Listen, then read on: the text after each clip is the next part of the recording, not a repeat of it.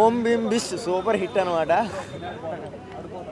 ఏం చెప్పాలి అవసరం లేదనమాట. జనరల్గా ఓపెన్గా ఒకటే చెప్తాను నేను,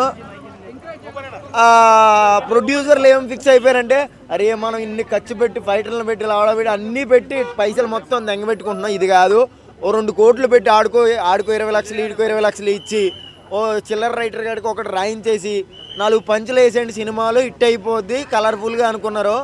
దీంట్లో ఊహించుకోవడానికి అంటే రిమెంబరింగ్ చేయించుకోవడానికి అంటే ఓటీటీకి కూడా యాక్సెప్టెడ్ మూవీ కాదండి. ఓటీటీలో ఎంత 60 రూపాయలు కట్టాలనుకుంటా కదా ఒక సినిమా చూడడానికి, ఎంత 150. నేను ఇప్పుడు దాకా వాడలేదు ఓటీటీ, ఇలాంటి లెత్తుకోరి వస్తాయని. దాంట్లో చూసే సినిమా కూడా కాదంటే ఒక లైన్ లేదండి, అంటే ఒక థీరీ ఉంటుంది కదా. ఇప్పుడు మా ఇంటికి వెళ్ళాలంటే పంజాగుట్ట మీద నుంచి వెళ్ళాలి, అలా రూట్ ఉంటుంది కదా, అలాంటి రూటే లేదు అసలు. అలా దీనికి మైండే లేదు అసలు సినిమాకి. ఒక 4 కామెడీ పంచులు వేసి 4 హీరోలను పెట్టి 4 సాంగ్స్ పెట్టి లేకపోతే 4 కత్తిలాంటి అమ్మాయిలు పెట్టి, అమ్మాయిలు కూడా లేరు అది వేరే విషయం, డబ్బులు బొక్కే అది పక్కన పెట్టు.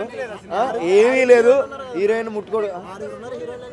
6 కాదు కదా, వాళ్ళ 3 కూడా వేస్టే ఉన్నోళ్ళు కూడాను. ఉన్న వాళ్ళే రికగ్నైజేషన్ ఇంకా తగ్గిపోతుంది అనమాట. ఆడేవాడు బలగం, ఆయన పేరేం పేరు మర్చిపోయినా, ప్రియదర్శ్. ఆయన వాల్యూ కాపాడుకోవాలంటే నువ్వు కావాలితే ఇది ఏదైనా యాడ్లైనా ఏదైనా చేసుకోగానే ఇలాంటి లప్పుడు సినిమాలు చేయొద్దు. నాకైతే అస్సలు నచ్చలేదు. ఓపెన్ హార్టెడ్లీ డబ్బులు పెట్టుకుని వచ్చేవాడికి ఓం భీమ్ బుష్ కాదు, ఓం భీమ్ ఫట్ అనమాట. ఏమీ లేదండి. అవన్నీ జోకులు కాదండి, అవన్నీ ఈనాడు పేపర్లో కింద లైన్లో వస్తాయి చూడండి. సీమా ఏనుగు జోకులు బాగుంటాయండి దీనికన్నా. అంటే మీరు చూస్తే మీకు అర్థమవుతుంది. ఏంటండి దానికి ఎందుకు నవ్వుతారండి మీరు? దాన్ని నవ్వాలి అంటే లోపల నుంచి వస్తుందండి నవ్వు. పక్కన నవ్వుతున్నాడు కదా అని నేను నవ్వుతున్నాను అనమాట.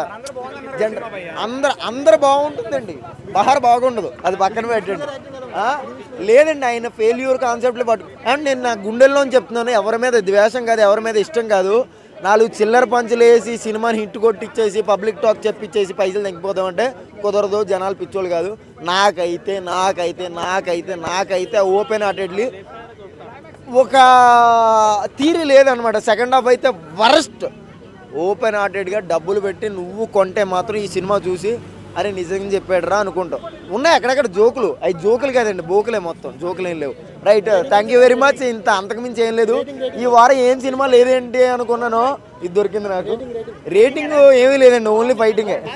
ఇప్పుడే ఓం భీమ్ బుష్ మూవీ చూసేస్తానా, లాస్ట్ క్లైమాక్స్లో పార్ట్ 2 కూడా ఉందన్నారు. స్టిల్ ఇప్పటి నుంచి పార్ట్ 2 కోసం వెయిటింగ్. ఎందుకంటే అన్న 2.5 గంట సేపు నేను ఎప్పుడు నవ్వుకోలా, పొట్ట నొప్పి వస్తున్నాను, కడుపు నొప్పి వచ్చేస్తున్నాను నవ్వుకోలేక.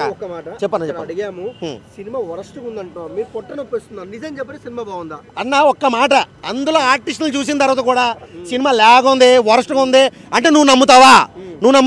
అందులో ఎవరో యాక్టర్స్ ఎవరో 3 మీద నడిచిన సినిమా మొత్తం, ఇంకెవరులే, ఆ 3 మీద నడిచిన సినిమా. హర్రర్ కామెడీ అండ్ ఒక సబ్జెక్ట్, ఒక మెసేజ్ అసలు వేరే సినిమా లేదన్న, నిజం చెప్తున్నా. రేపు చూడన్న, ఇప్పుడు కాదు, రేపు చూడు, వీకెండ్ సాటర్డే సండే నీకు టికెట్స్ దొరికితే ఆ టికెట్స్ డబ్బులు నేను ఇస్తాను, నేను చెప్తున్నా అన్న. వర్కింగ్ డే ఈరోజు రిలీజ్ అయింది సినిమా, టాక్ ఎవరో తెలియదు. సో ట్రైలర్ చూసి చాలామంది వచ్చారు. ఇప్పటికి థియేటర్లో ఉన్నవాడు ఎంత ఎంజాయ్ చేస్తున్నా నేను చూసా. రేపు వీకెండ్ ఆల్రెడీ పబ్లిక్ టాక్ ఉంది. ఈరోజు సూపర్ సినిమా. ఎవడో ఒకడో ఇద్దరు సినిమా చూడకుండా బయట నుంచి చెప్పి వాళ్ళ మాటలు వినొద్దు. సినిమా చూసి చెప్పండి, నేను సినిమా చూసి వచ్చాను, నేను చెప్తున్నా. మీరు కూడా సినిమా చూసి అప్పుడు మాట్లాడండి, అంతే అన్న. నేను ఒకటే మాట, సినిమాలో ప్లస్ కామెడీ అండ్ మైనస్ అంటే ఏమి లేదన్న. మైనస్ చెప్పుకోవడానికి ఏం లేదు అసలు. ప్రొడక్షన్ వాల్యూ కానీ, ఆర్టిస్ట్ పర్ఫార్మెన్స్లు కానీ, అండ్ సబ్జెక్ట్ అంటే ఒక మెసేజ్ కానీ మొత్తం A to Z ఉన్నాయి సినిమాలో. ప్రతి ఒక్కళ్ళు కూడా ఖచ్చితంగా చూడాల్సిన సినిమా ఇది. నేను స్టోరీలో 2-3 పాయింట్లు చెప్దాం అనుకుంటున్నాను కానీ స్టోరీ రివీల్ చేయకూడదని చెప్పట్లేదు. ఆ 2 పాయింట్స్ చాలా నా సినిమా బ్లాక్ బస్టర్ హిట్ అవడానికి, అంతే.